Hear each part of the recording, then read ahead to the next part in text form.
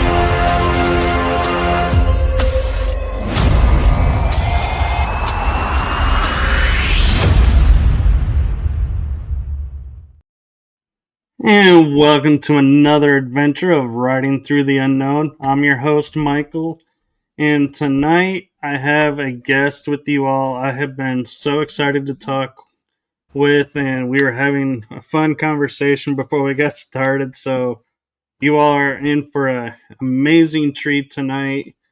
And so I could spend a long time sharing her background and everything, but I'll let her have the joy of sharing her background. So I'm going to turn it over to my amazing guest, the one, the only, super connected, Dr. Lisa Thompson. Thank you, Michael. It's so great to be here with you today and your audience. And so there's so much, but one of the reasons why I was excited to come onto your show is I love sharing my story about being a lifelong contactee experiencer of ET UFO phenomena. And I grew up a little bit different. I grew up in a metaphysical spiritual household where I was exposed to things outside of this reality at a very young age. And that really got me to the point of where I am now as a galactic ambassador and channeler. So I am a multiple best-selling author. I do a night sky watch UFO tour here in my home state of Hawaii on the Big Island. And there's so much more that I could share. I'm a multidimensional awakening coach. So I help people tap into their multidimensional selves, which really helps bring forth their talent, skills, and abilities from other lives, parallel lives. And I am also a trained past parallel life regression therapist. And I've had my own regressions done with some very interesting outcomes, which I'm happy to share with you on the show too. Very cool. And, you know, as much as we were talking about having those couple of things in common beforehand, I was actually brought up by choice in the metaphysical as well. So that's kind of funny how we have things in common. And so my first kind of question that I think it's probably on a lot of people's mind is, you know, talking about being like a galactic ambassador. What does that look like and how does that work? Well, if you had asked me, when I was younger and even just realizing I'm having these ET experiences, if I would ever be sharing my stories publicly, I would say no way, because this was back in the 80s where I was having these conscious memories as a teenager. And, back then people thought you were crazy if you talked about ETs and UFOs. And so just to give you a little bit more background on my windy career path and how I ended up in this position. So I started my career with a PhD in evolutionary biology, marine biology, zoology. I was obsessed with animals growing up. But even when I was in graduate school, I would share with some of my grad student friends my experiences and my belief in things like Sasquatch, dragons, merpeople. They all thought I was crazy. So I learned, okay, I better keep my mouth shut to be taken seriously in my academic career.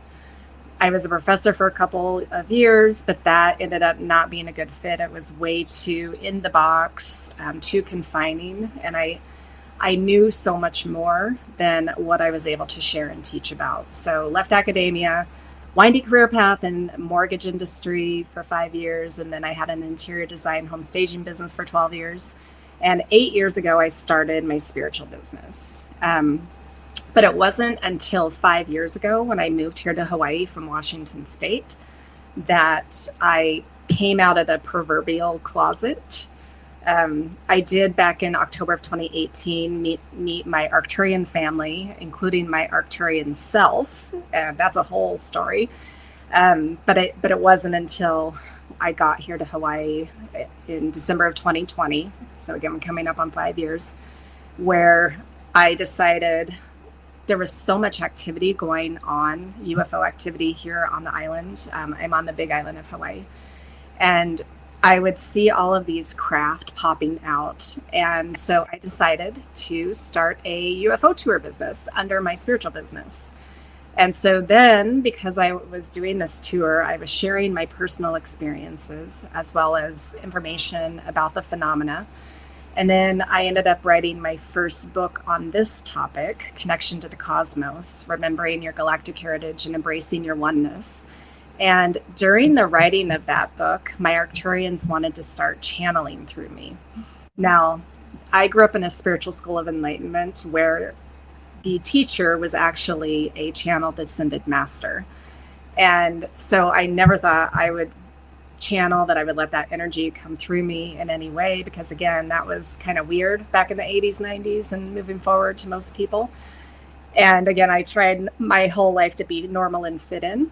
But when I got here, I'm like, okay, I don't need to fit in anymore. I get to be my full authentic self. So during the writing, I started channeling, and my team, my galactic team, told me that I needed to start calling myself a galactic ambassador, because I was here to be a bridge of information from them and their realm to us as humans here in humanity, as we're in this really critical time in Earth's time period where there are multiple timelines going on, and people are going to have to choose, consciously or unconsciously, if they are going to shift to that higher vibrational reality of fifth dimension, or if they're going to stay back in the fear polarized third dimension reality.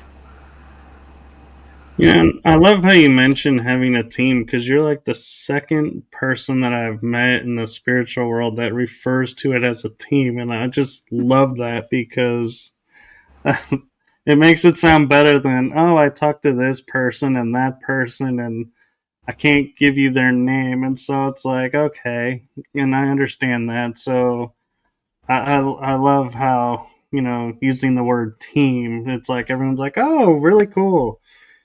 And I'm curious, because as star seeds go, I've always heard of, being the star seed connected to this family and this star nation or star beings tribe. But I've never heard anyone until you say they met themselves. Okay. So I totally want to hear this story. Okay. So if I can start from the beginning of when I was 15 and then progress to the Arcturian thing, because they are related to each other. So when I was 15, I had my first conscious memory of being taken onto a craft. It was a nighttime experience. I was asleep, so I don't know how I got into the craft, but I wake up and I'm inside this spaceship. And it was a smaller shuttlecraft, just me and my ET guide. And I didn't have any fear whatsoever, because number one, he looked human. And number two, I felt like I knew him, like he was my friend. So we start flying through space, and when we landed where we were going, I asked him where we were. He said that we were inside of Io, one of Jupiter's moons. And then he started touring me around what looked like a hospital facility where I could see into different rooms. People were being examined, but nothing scary. And so then my next question, everyone looked human. So my next question to him was, are you human? Is everyone here human? He said, no, those of you that we have brought here are human. We are not. We are humanoid, but our form tends to scare you, so we disguise ourselves. So then my next question to him was, well, why are we here? Why am I here? And he said, those of us that had been chosen to be brought there were being tested to see if something happened to Earth, if we could live in an environment like that or something similar. Now, this is back in 1988, where we're still in the Cold War, on the verge of World War III. So there really was a timeline where something could have happened. And then at the end of the tour, I asked him if I could see what he really looked like. Because, again, as a kid, obsessed with animals, and the weirder, the better. So when he showed me what he looked like, he was about 7 feet tall. He had pure white skin, bigger dark eyes, and long red hair, like the red on your join now, like red. And then he also had triangles tattooed on his cheeks. So very extreme in his size and coloration, but completely benevolent. So then I get returned back home, and I just remember laying on my bed, like, okay, that is the weirdest dream I've ever had. And that's what I thought for a few months, like, okay, weird dream. So I didn't tell anyone about it because my 15-year-old mind just thought dream. So a few months later, I was reading Whitley Strieber's book, Communion. And for those in the audience who don't know what that book is about, it's his experiences in the 80s of being taken by gray ETs. His experience is very different than mine, but at the end of his book, he's interviewing different people that have been taken, and they all have the same kind of gray experience he's having, except for one guy had a completely different story, where he was telling Whitley that he had been taken to a moon of Jupiter and told he was one of the chosen ones. Whitley makes a little side comment that I interpreted sarcastically. I hope it isn't Io. And when I read that, full head to toe body chills, tears started coming down my face. And so that was my body's way of telling me that was a real experience. So at the time, my mom and I were part of that spiritual school of enlightenment. And we had been learning about things outside of 3D reality. So I knew if I told her, she would believe me. So she did. She got very excited. And a few days later, she introduced me to another student at our school who had formerly been very high government, who knew about the different ET races that our government knows about and even works with. So I shared the story and got to the part of describing them. And he was like, I don't know that race. He said, but we don't know all of them. There are so many out there. But he said, you had a real experience. So not only did I have my own validation, but I had that external validation. So then we're going to fast forward to October of 2018. I was taking a psychic intuition class for several months, but on that first night of class, the teacher led us through a meditative journey to meet a spirit guide that would help us get extra information. And I had already been trained as a regression therapist, had done a lot of spirit guide, journeys, met humans and animals. But this time was totally different, where I went to a different realm, and in front of me were the most beautiful blue-skinned beings. Big, bald heads, skinny bodies, the most beautiful blue skin. And they exuded the most pure love I have ever felt, more so than anything here on earth. And their message to me was, you are one of us, we are one of you, we are family. And then we were to ask if they had a name that they wanted to be called. And so even though there was a group of them, there was one that was to the front that was the spokesperson. And the name given to me was Uluru, like Ayers Rock, Uluru, in Australia. And I was also presented a gift of a quartz crystal. And I didn't know who they were as a group at that time, but came out of the journey, and everyone's sharing around class who their spirit guides are. I'm the only one with something non-human, but there happened to be a lady in class who knew some of the different ET races and what they look like. So when I was describing them to her, she was like, that sounds like either the Arcturians or the blue avians. And so I had to go home and Google what that was. And when I saw the images of the Arcturians, it's exactly what I had seen in this journey. And so that helped to validate that, okay, I really did experience that. But it took a few years. It took me actually, again, being here in Hawaii and fully stepping into my authentic self of sharing my experiences to understand like what had just happened, what I'd met. And so when I got here and started channeling, when they were like, you know, we really want you to channel our messages. And I took a channeling class, and in that class was when I realized, oh, this is me. Arcturian Uluru is me. And that made it so much easier to channel because I was just channeling an aspect of myself. But what's super interesting is that it also, in 2021, before I started the channeling, my light language got activated. And I had been working with a healer, and she did this process with me. And all of a sudden, after that, my light language fully came on. And so then when I realized, okay, I am this Arcturian, and I'm a healer in that realm, I knew that I was a healer. And so what I realized was that quartz crystal that I had been given represents the Arcturian healing energy that I send from that realm down to me as Earth Lisa for my own body to process that energy, but also for my healing clients and Mother Gaia. I also have a receiving crystal here that receives that energy more powerfully. And so when I realized, okay, that's just me. And then when I got used to running that higher frequency energy through my body for several months, the beginning of 2023, they were like, okay, it's time for you to bring in some of your other groups. And so over a period of a few months, I led 13 different sessions, channeling 13 different higher dimensional galactic races, including the Arcturians. And what I realized was all of those different ET races were also aspects of myself. And so being the regression therapist and knowing that we have infinite lives, parallel lives, because at the quantum level, all timelines exist simultaneously, in really trusting that, then I knew that I could tap in to these different lives and receive the information, wisdom from them that they wanted to share with humanity to elevate consciousness. And so to date, 13 groups have come through me. The Arcturians, though, are still my primary group.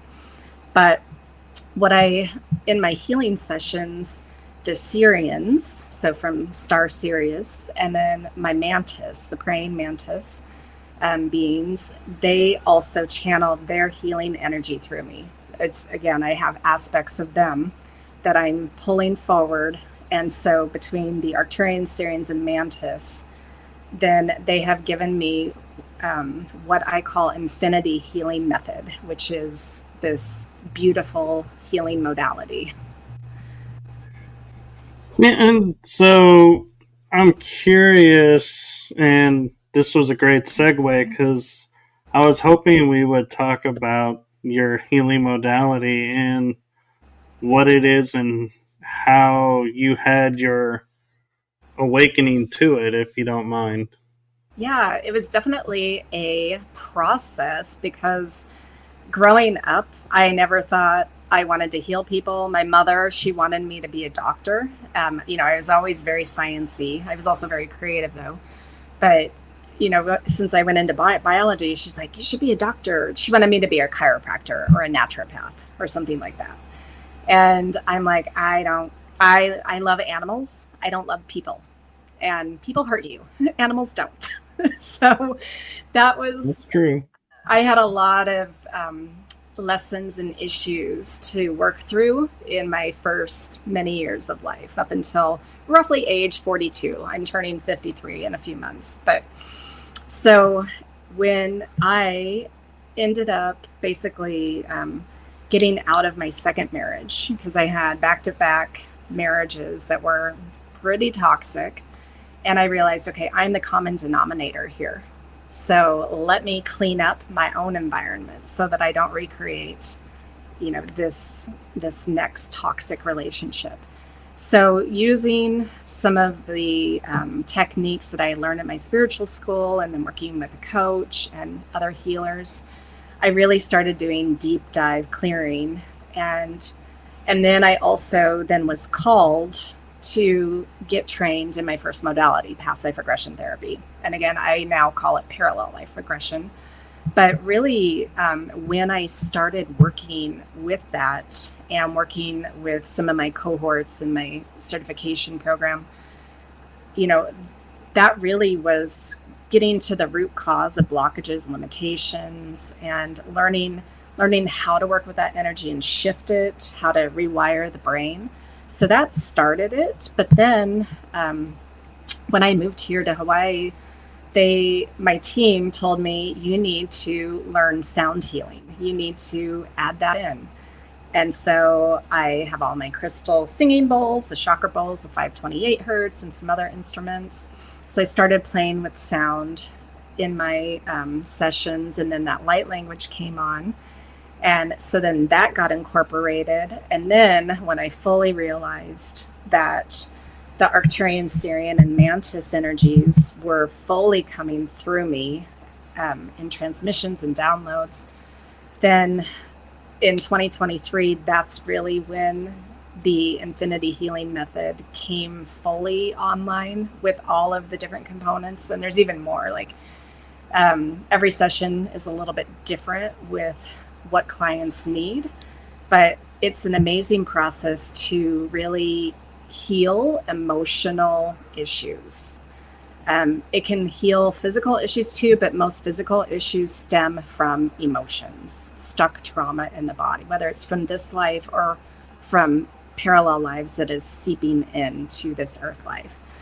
And so it really was just kind of an evolution of how it came to be. But I'm super excited because starting at the end of October, I'm going to be having my first certification program and helping people access their own galactic energies. Other people, they may have other star beings like Pleiadians or Andromedans or some of the others that they are more connected to. And so I'm going to help them open that up so that they can channel these healing energy frequencies for their clients as well. That's really cool, and thank you for doing that. My pleasure. Again, I didn't think I would ever want to help people, but when I did that deep dive healing in myself, then I was like, oh, okay, hurt people. So if I can help people to heal themselves, then we can have a better earth. Exactly. And one thing I'm curious about, if you thought about this in any way, is Hawaii, to me, is a island or land that's connected with the ETs. And by that, I mean they have stories of like the dolphin creation story that I feel like, the gods that they call them were ETs. Mm-hmm. And so I'm wondering if your work and your connection is what drew you, do you think, to Hawaii to be in that energy?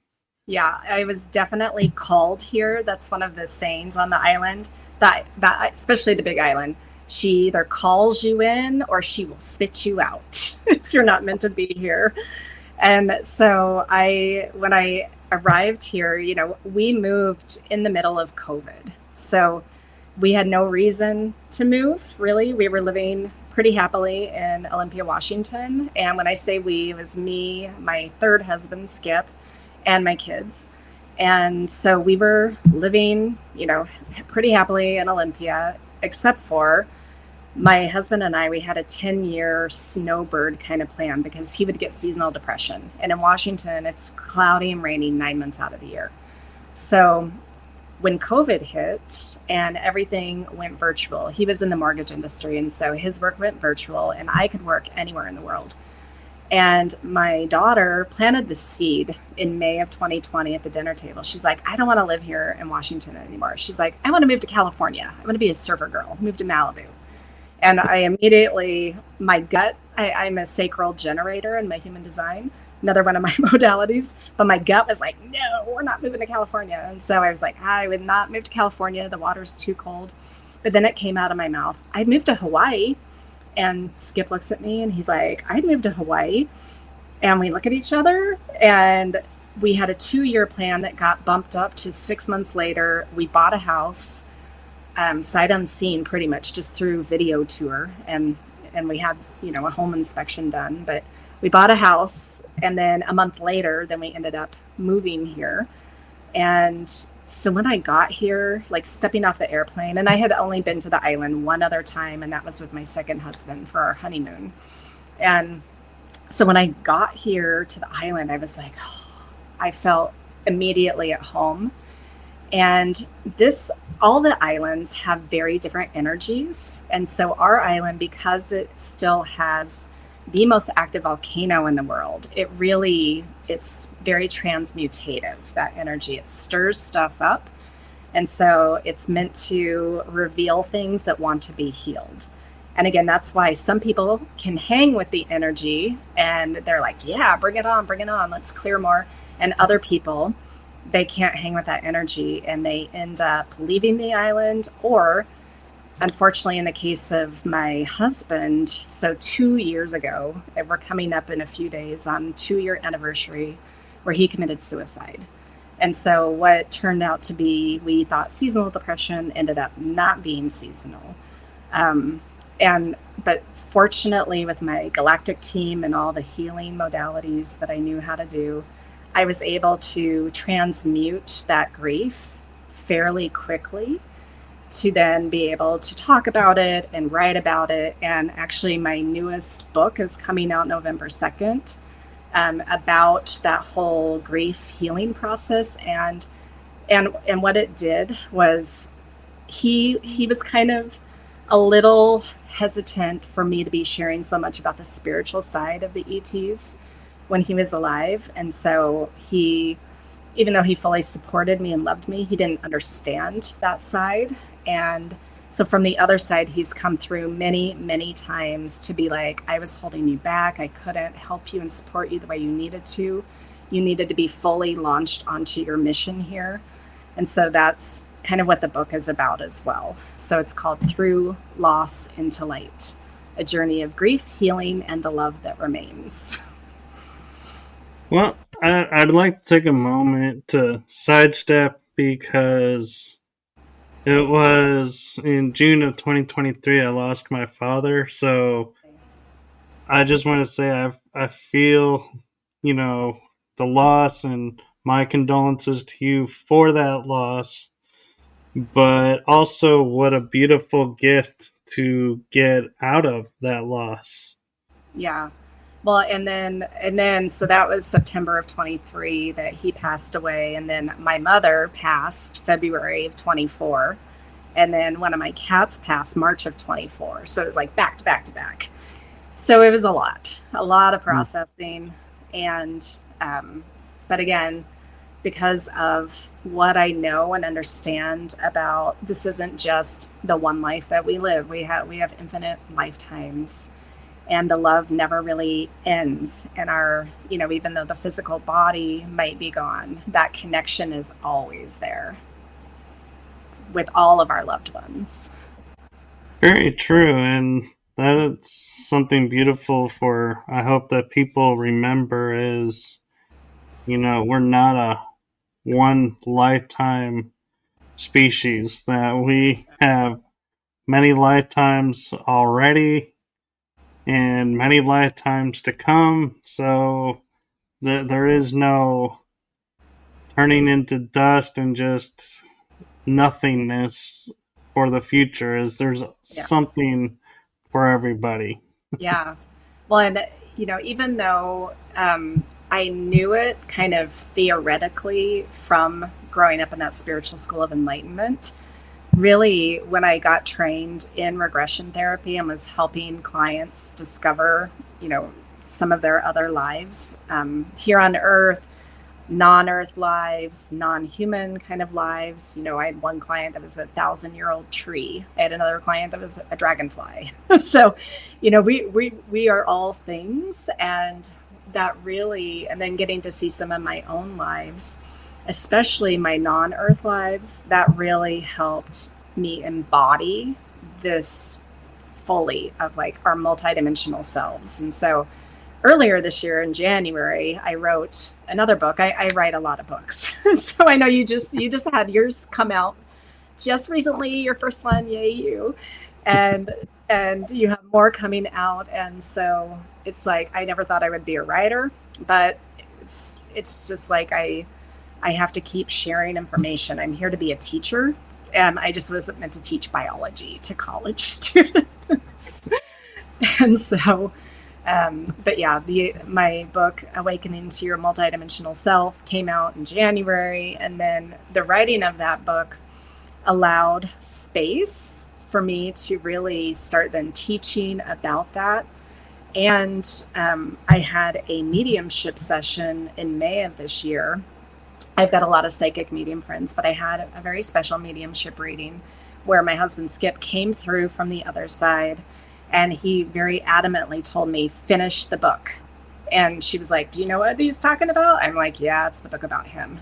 So that's why I had to finish the book.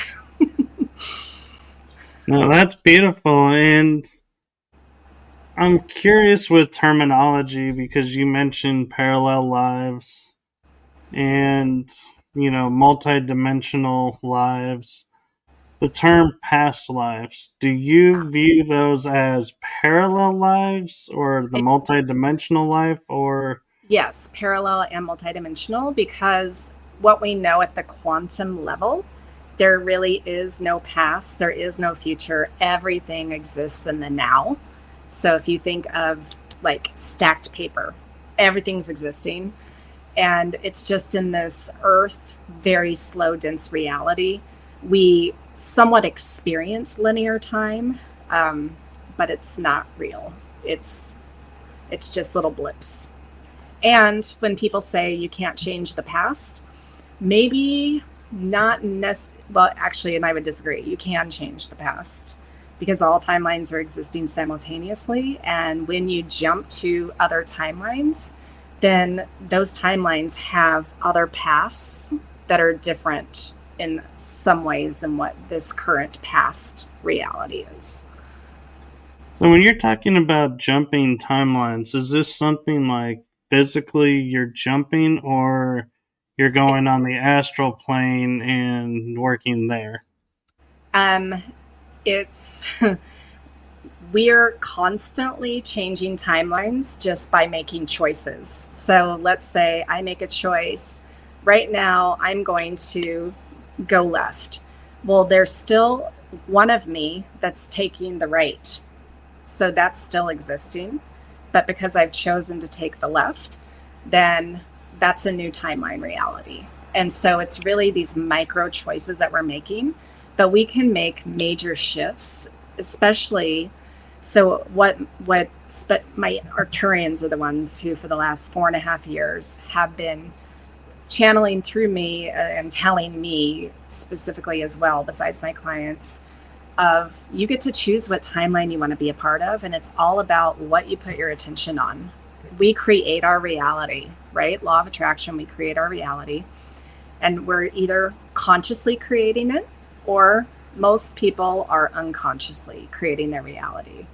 And so what they have shared through me and to me is that whatever you're holding your focus on, really holding that focus, and what environment, what vibration are you in, and what emotions are you experiencing, that creates your reality. That puts you in these different timelines. And so we're timeline jumping all the time, frequency wise. So it is both physical, but it's also energetic. And so like for me, moving here to Hawaii, why they put me here is number one, I needed the balance of the earth energy, the fire from the volcanoes, the water, the salt water, being surrounded by that to help balance me out. And I, you know, astrologically, I'm a Sagittarius, so I can definitely hang with the fire energy very well. But they put me here so that then I could create this beautiful environment for myself. They told me again 4.5 years ago, completely take myself out of politics. Do not watch the news and media. Don't buy into anything polarized. You observe it from a neutral, higher perspective. And since I have done that, my life has dramatically improved. My health has improved. I've reverse aged, like everything. And so, really, when you are curating your environment, so it's the people in your environment, it's what, the clutter or not clutter, it's the imagery that you're putting in, it's the sounds, the smells, everything is multidimensional. And that helps to create energetically whatever you're creating your reality to be. And that's what I help people do with that multidimensional self work. And what's interesting is when you mentioned being Sagittarius, I was listening. You're talking about being on point of this, this, and this, and Sagittarius is the archer who Yes. shoots everything on target. And so I was like, how perfect that you were born Sagittarius. Your life is unfolding on target and everything is moving on target. So you are literally the embodiment of the Sagittarius. I am, but then I'm also a double Gemini, moon and ascendant. So for people who know astrology, you know what that means. So yeah, I've tried and tried and tried to learn astrology, and it just goes in one ear out the other. yeah, my mom, up until I was 13, she was an astrologer in Oklahoma City. We have this whole Dallas, Oklahoma City connection. You and I, we were talking before the show. And so she was a practicing astrologer in Oklahoma City. And then we moved to Washington State to attend that spiritual school. But even though I love astrology, but I never wanted to really learn it in the way that she learned it. But I ended up doing human design instead, which has a component of astrology in it. I'm trying to envision design with astrology, and I'm like, actually, it kind of does. I never thought about that. Yeah, so human design as a modality combines astrology, the I Ching, the Hindu chakra system, Kabbalah tree of life, genetics, and quantum mechanics. So, oh, that's like the whole package. I know, it's like all the yumminess. So one thing I know, I actually, if you're okay, if I steer the direction of where we're going to go next in terms of the conversation. It's your episode. Steer away. Okay, so before Skip passed, our last trip together, we used to travel once or twice a year out of the country. And our very last trip together in July of 23 was to Peru for 2 weeks. And we did what I called my ancient alien tour of Peru. And then after he passed, so last year, April of 24, I spent 2.5 weeks in Egypt doing what I call my ancient alien tour of Egypt. So what I wanted to experience was seeing these megalithic structures up close and personal, right? I'd seen them on the TV shows, Ancient Aliens and all that, but I wanted to see them in real life. And why is back in, I think it was 2021, I had a regression session done on me where I got to experience a life during the time of the building of the pyramids in Egypt. And so I wasn't a human. I was one of the ETs. and I was actually a Syrian genetic engineer. And so our group, we were up in our spacecraft. We were sending down sound frequency to upgrade the human DNA so that to modify it so that the humans could hold more consciousness and run more energy through their bodies. Then there were others of us, boots on ground, teaching the humans how to do sound thought levitation of these megalithic stones. So I was getting to see this whole thing play out. And, the pyramids and all the structures are much more ancient than what traditional archaeologists will allow to be. But so seeing that, and then we had another experiment going on. So we had this Earth experiment where we were directly teaching the humans how to do this. Then we had another experiment where we were on a similar kind of planet. We were sending the sound frequency to upgrade those beings, but we were not teaching them anything. We were just letting them evolve naturally. And the interesting thing and this brings in my science, like I have so many sciencey ET lives, which is why I'm also a scientist in this life. But the experiment, the ones that we left alone without teaching, ended up staying really harmonious with their environment. If you think of the beings in the Avatar movie, how closely connected they are to life and to the land, that's what happened. So that group stayed completely harmonious, where the humans ended up, basically, it was prior to the destruction of Atlantis, but they ended up basically getting power hungry and having to fall again, cyclical. We've had a lot of cycles here on Earth of the falls. So that was very interesting to be able to see these structures up close and to understand how far away the Aswan Quarry is from where the Great Pyramids are in Cairo. It's 600 miles away, 900 kilometers away. And, each of these stones, like maybe 80 tons. So pretty incredible to witness. It is. And you're going to laugh at this, but I spent one of my birthdays in Egypt. Okay.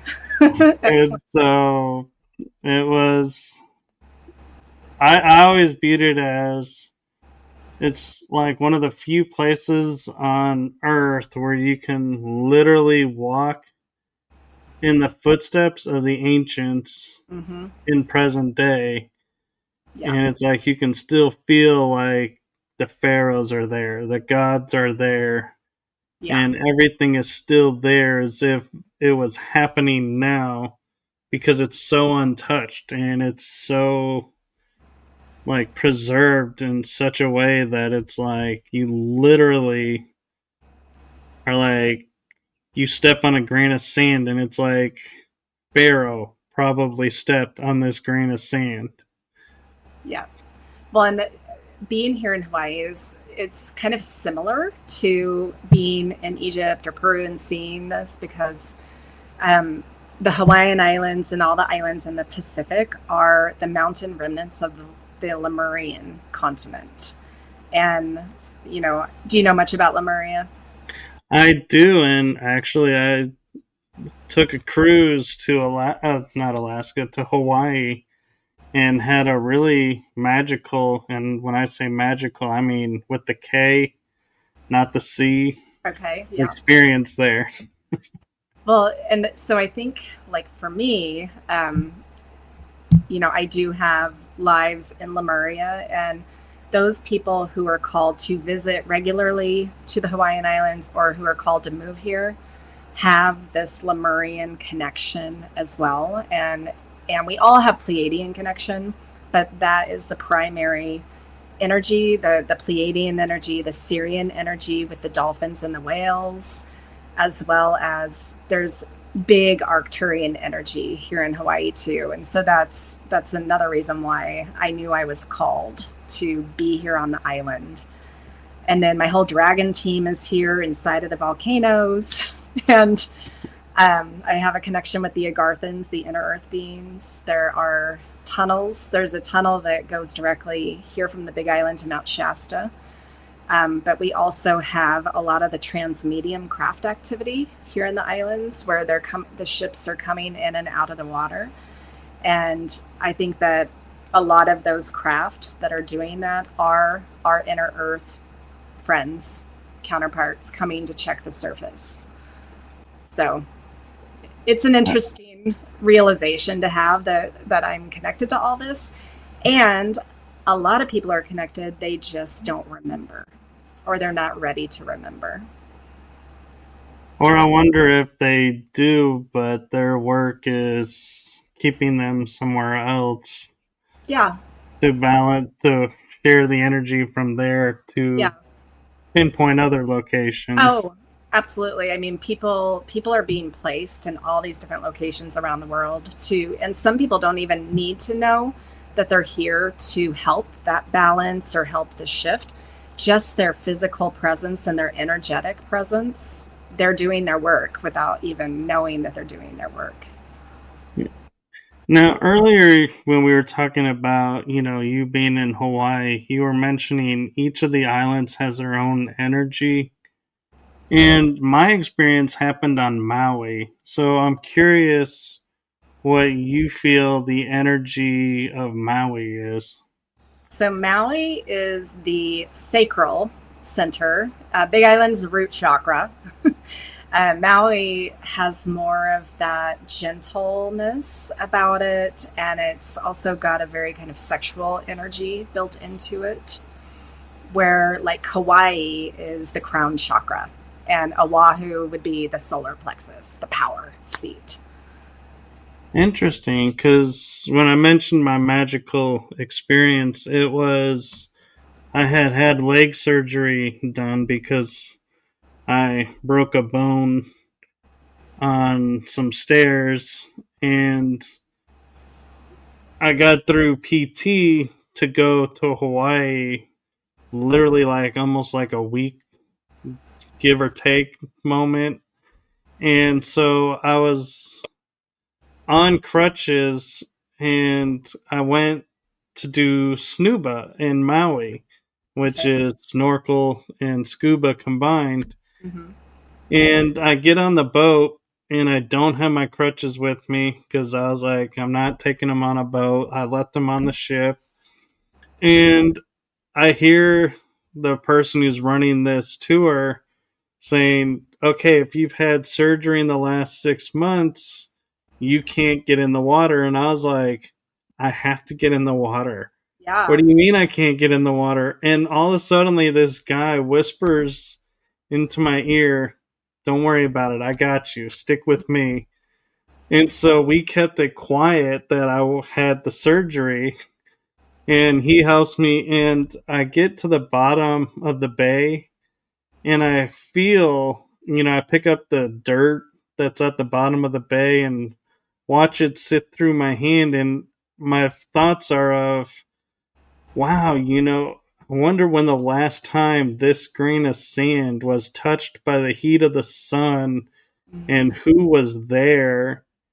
And then I was like, okay, we got to go. And so I float back up and I thank the gentleman for helping me out and everything. And long story short is when we got to where we were on the ship going to go to dinner, I wasn't on my crutches anymore. I was walking totally fine. And it's like something in the Bay of Maui like reset my leg and whole body to pre-surgery. Okay. Well, salt water, ocean water, very healing. But again, our oceans around here, they are filled with the cetaceans, the whales and the dolphins, and they are very Syrian. They come from Sirius and very healing, like deeply healing. And so, where the Arcturians primarily work on the emotional kind of healing, the Syrians really help with the physical healing in a big way. So, that's what you got to experience. Yeah, I'm grateful for it, and it's like forever ingrained in my head, and it's like I'll never forget that moment. Pretty incredible story. Yeah. Well, and I know that by me being here on the island, and I would take my best friend was here for 3 weeks after my husband passed to help me with everything and be my like boundary keeper, my gatekeeper for people. And we went to the beach every day for that healing. You know, feet and toes in the sand, body in the salt water, and just allowing the magic of the island and the water to work on me. That's really cool that you had a friend that was able to do that with you and to give you that gift. And talking about friends, I feel like we would be remiss if we didn't mention your friend behind you. Ah, back here. Yes, so I have a trio of these because they do tend to come in threes, the Zetas, when they visit people. So this is Zanaya, and then I have Elza and Evie currently out in the courtyard. Zanaya lives out in the courtyard with them. They're like in each corner, protecting my precious space. But I am what the Zetas are one of the groups that I am connected with as well. And I know a lot of people have some judgment or fear about the Zetas, and there's no reason to. Like, if anyone has had any experiences where they feel like they've been taken by them, or maybe their eggs or sperm have been taken, it's all a soul contract agreement. And I myself know that I'm part of that Zeta human hybrid program. I have 12 hybrid children somewhere out there in space. I haven't met them physically yet, but at some point soon that's going to happen. And I know that my Zeta life, I would have been like, yep, sign me up to be human. Let's go and do this. I'll be part of that. And I wonder how many are like, I'll sign up for that, and then they spend like a year or two here, and they're like, can I unsign up for this? Right. This I is not what I thought this was going to look like. Well, I think a lot of us, even if it's just Earth humans that we're experiencing, we come in, we're like, yeah, let's sign up for all these hard lessons because Earth school is like the PhD level of school. And so, like, I know for me, a lot of hard lessons in this life that I chose to come here to work through.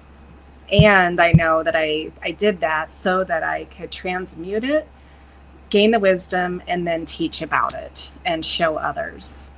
And there are others of my friends that have done that as well. But people who are going through really, really hard times, it's like, I feel for you. I now have the empathy for you being in that situation, and you're never stuck. Like, you can always change the situation. That's very true. And I often hear of like people talking about, yeah, the star beings are coming to visit us here for vacation and everything. And I'm like, yeah, I can think of a few other planets that probably would be a lot higher on the list of vacationing spots than here. Well, actually, in my Connection to the Cosmos book, I have a chapter about me called Being a Tourist Here on Planet Earth. And so, like, I know I signed up here to travel. I've been to all the continents except for Antarctica, to experience all these different cultures. I came in to experience the beautiful biodiversity of animal life and tree life here on the planet. And to eat the yummy foods and drink the yummy things, and even the sexual experiences, like this full physical body, because most of these ETs that I have experienced as a being, they're in the non-physical realm.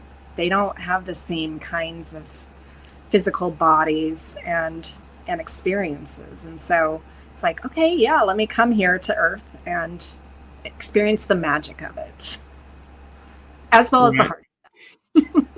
Oh, yeah. And we're actually approaching the hour mark. Do you have time for a few more questions or? I certainly do.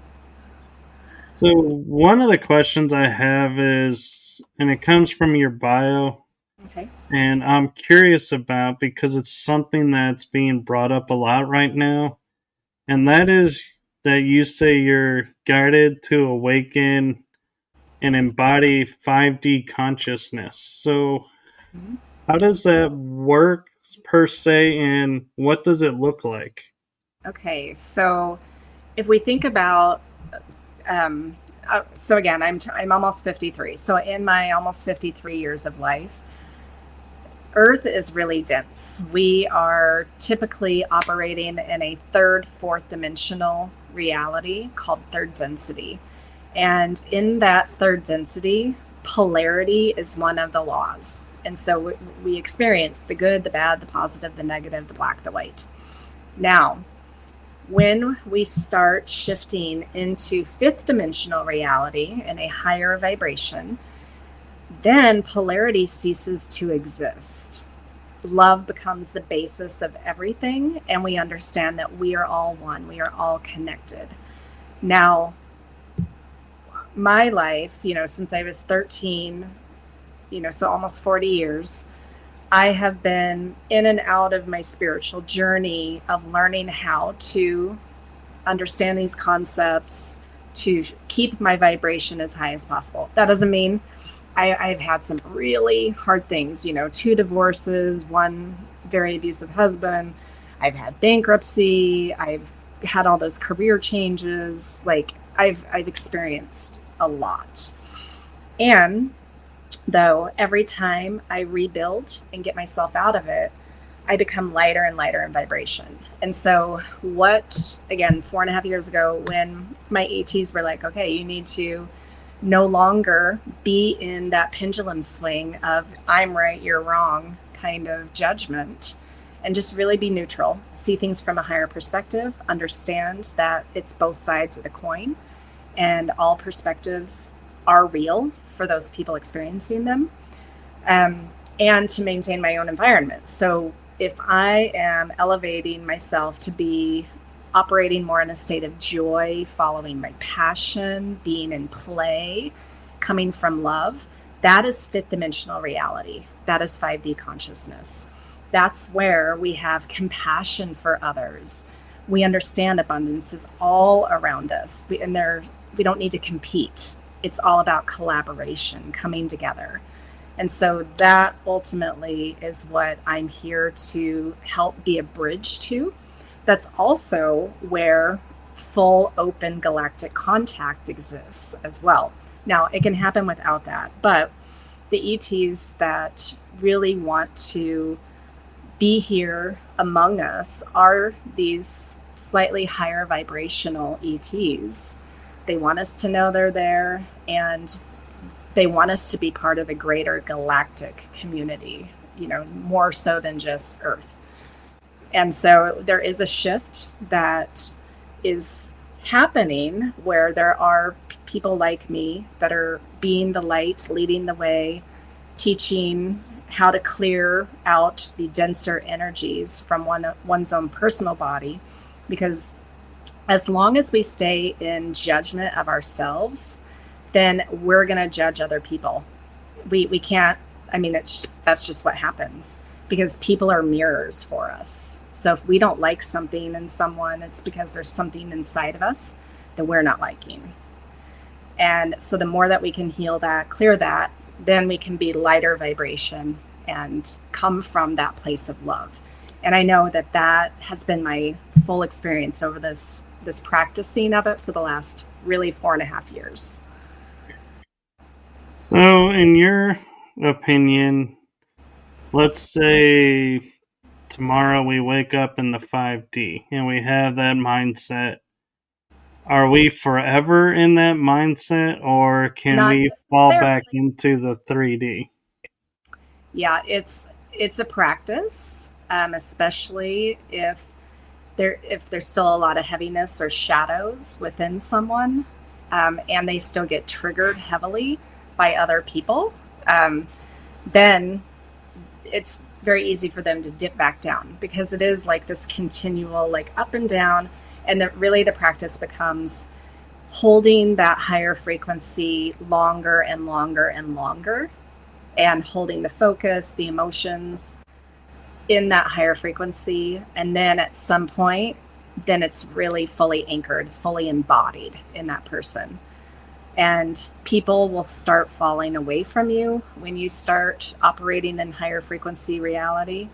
I know for some people, they don't want to lose their people, and it's a choice.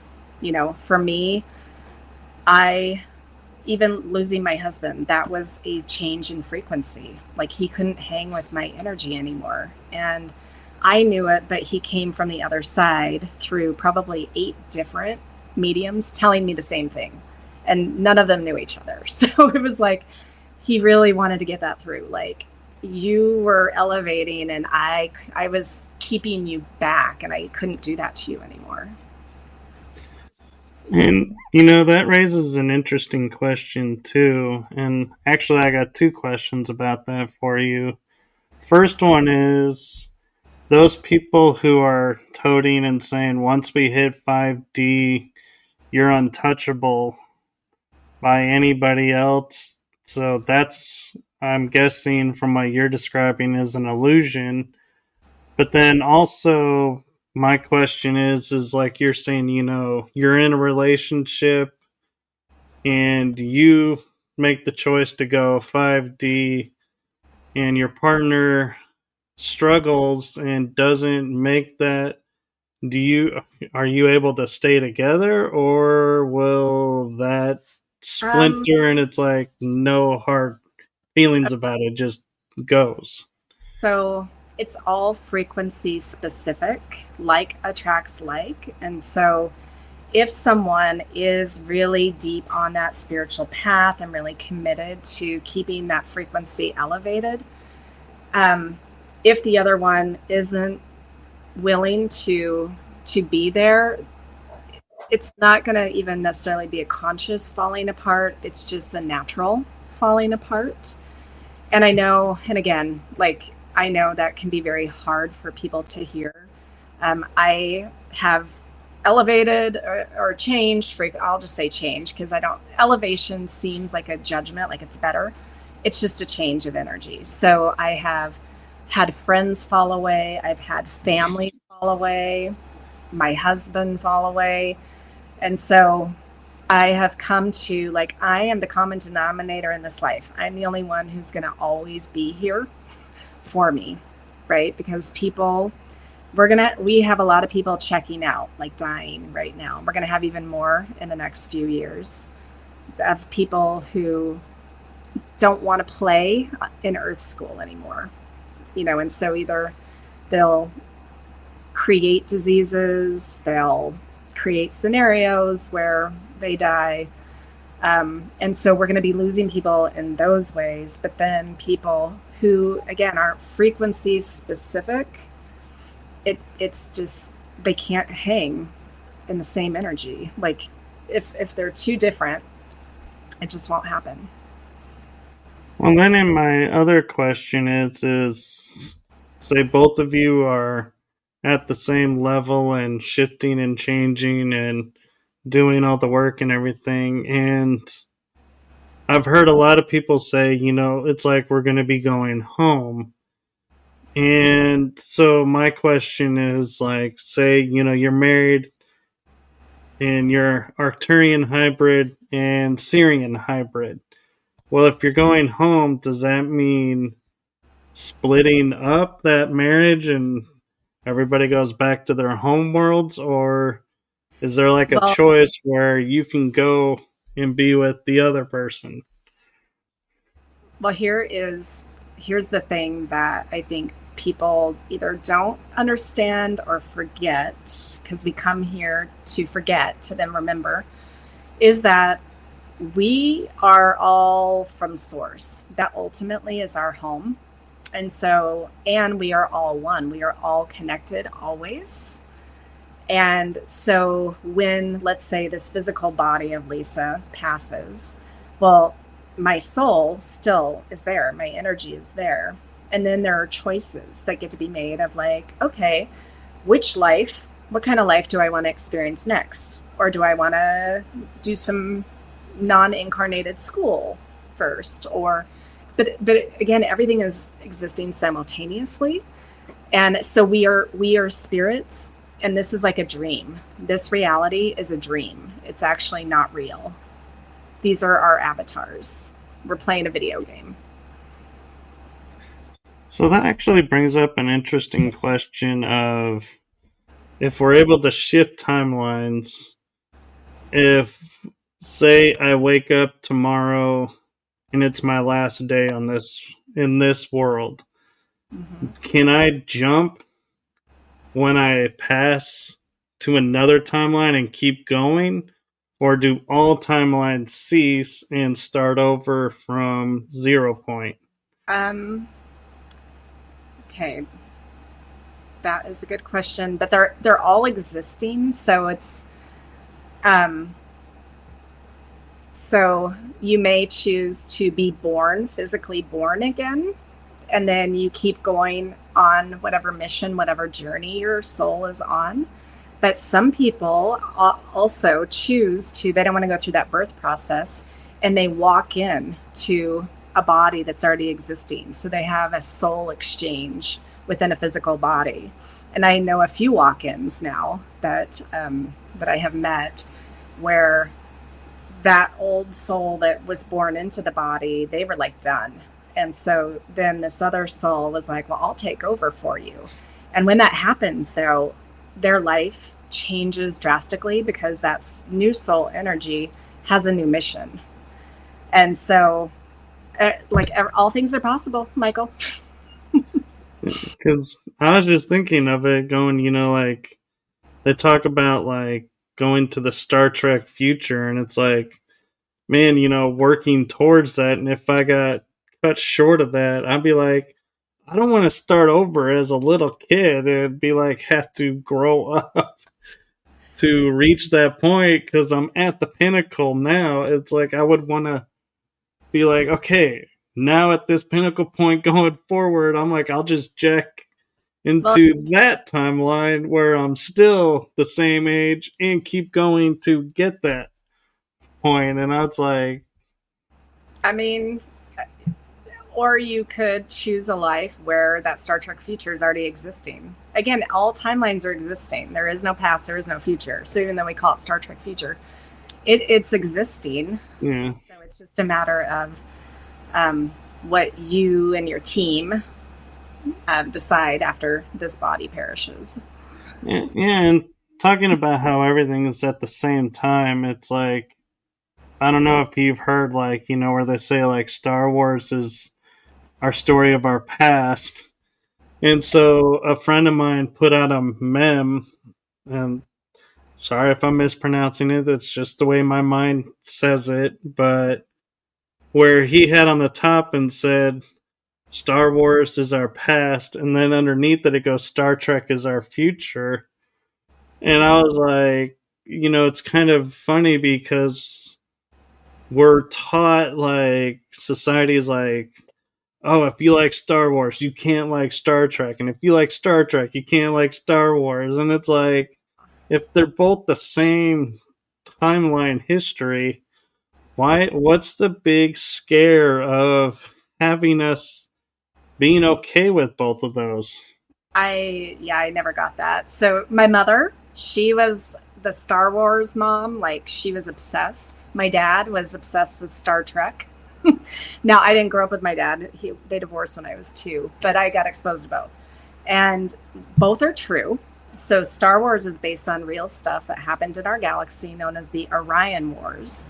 And, if we have time, I would love to share this very real story about, so me as Arcturian Uluru that I was telling you about earlier, that life was during the time of the Orion Wars. And I was a master healer. And back November of last year, I was on an ET diplomacy conference as a speaker. And there was a lady who was a speaker who invited me to be on 2 of her podcasts. One co-hosted, one solo. I was on the solo one first, then I was on the co-hosted one. Her co-host had never met me, knew nothing about me whatsoever. But she remembers her life during the time of the Orion Wars, and she was a Lyran from Lyra constellation, one of the cat humanoids. And so she remembers her full life. She wrote a book about it. But in the middle of the podcast, she recognizes me. She's like, I know you. She's like, you're Arcturian. I said, yeah. She said, you're a healer. I said, yeah. She said, I wrote about you in my book. And so after the show, she sends me her book, and I'm getting to the part where she's writing about me. And I thought it was going to be really generic, like, oh, some Arcturian healer. But no, it's very specific. Master healer, Arcturian Uluru. And with what my role was, you know, in the book and with her. And so, again, not only did I have my own validation knowing I am Arcturian Uluru, but then here's someone who's never met me, who's writing about me, who remembers it all too. And so it's kind of crazy because, again, these parallel lives, we think of it as past, but it's really not. It's parallel. And so these lives are now bleeding into this Earth life. And what's even more fascinating is that her co-host is also in the book, and they were best friends in the book. They're best friends in this life. She was a Pleiadian. And then they've met other people that Jen wrote about in her book as well. And one of my friends here in Hawaii, he's in the book as well. And they live in Canada. Like, they've never met him. So, but I showed them a picture of him. I'm like, just, hey, do you recognize this energy at all? And she's like, oh, that's Vale Wren. So you can't make this stuff up. It's kind of crazy. No, I love those synchronicities and how that happens. And, you know, I'm a firm believer, too, of, you know, Star Wars being the Orion Wars, and that Star Trek is our so-called disclosure in full effect because we're interacting with other races. And that's what I was talking about when we are now part of the greater galactic community. And that's going to happen in our lifetime. It's very exciting. And that's also why I'm here to be a galactic ambassador. And, you know, what's interesting about it is, you know, I've been thinking about and trying to word it into a question as we're talking. You know, you talk about jumping timelines so fast and, you know, just by choice, which I love how that, you know, that's how it happens.